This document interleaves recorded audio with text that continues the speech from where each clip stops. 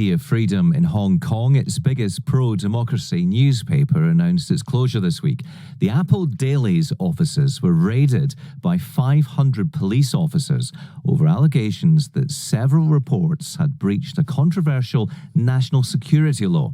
Police detained the chief editor and 5 other executives and also froze the company's assets. Well, the Apple Daily founder, Jimmy Lai, has long been a critic of the Chinese Communist Party, and he's already in jail on a string of charges.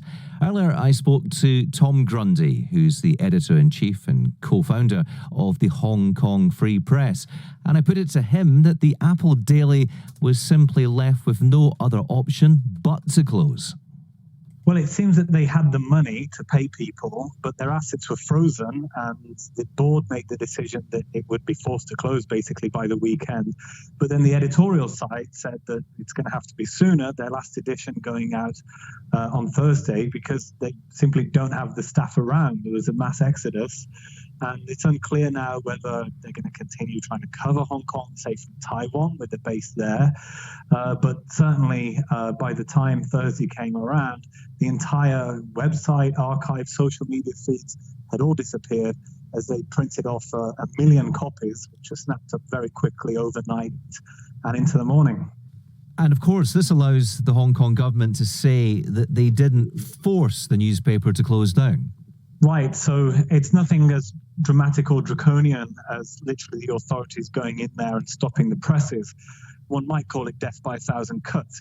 It's faced advertiser boycotts, threats, and since the security law, it has now been raided twice, and its leadership basically been rounded up, and they could face anything up to life in prison.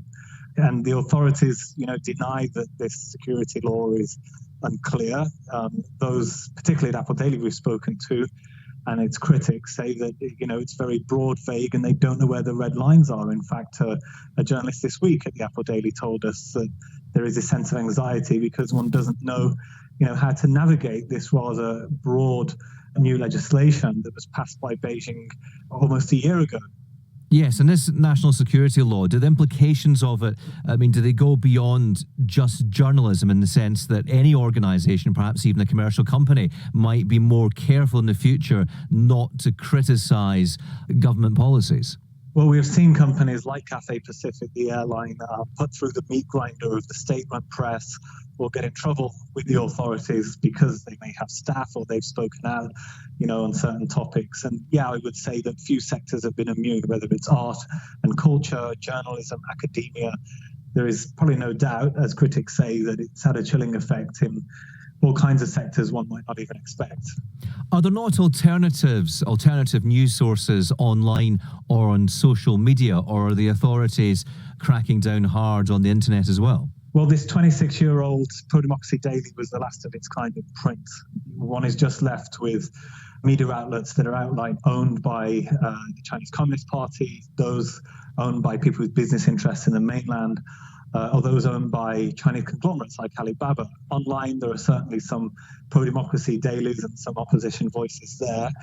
We don't know, particularly if we might see the rise of internet censorship in the ways that you see in mainland China, or they're certainly talking about a fake news law of the kind you might see in Singapore. It's very difficult to predict.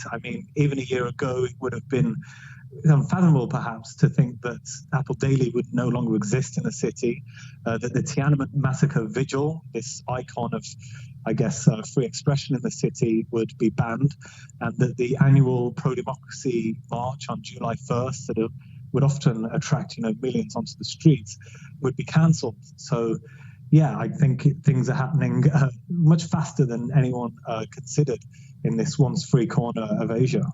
And I believe as the last edition of the Apple Daily was published, quite a crowd gathered outside the offices. Yeah, so we had a reporter down there. It was quite emotional. There were people shredding bags and bags of papers, maybe to do with their sources. some tears, selfies, and treats and messages from readers around the office, whilst outside people were chanting pro-democracy slogans, including some of them that had been outlawed under the security law, shining their phone lights and hollering, encouragement to the staff. And they were rewarded, I guess, with a hot off the press first editions just after midnight. Meanwhile, I had another staffer down in a busy shopping district of Mongkok where people had queued around the block, snapping them up in the middle of the night at 2:30, and then into the morning as I came to work on Hong Kong Island.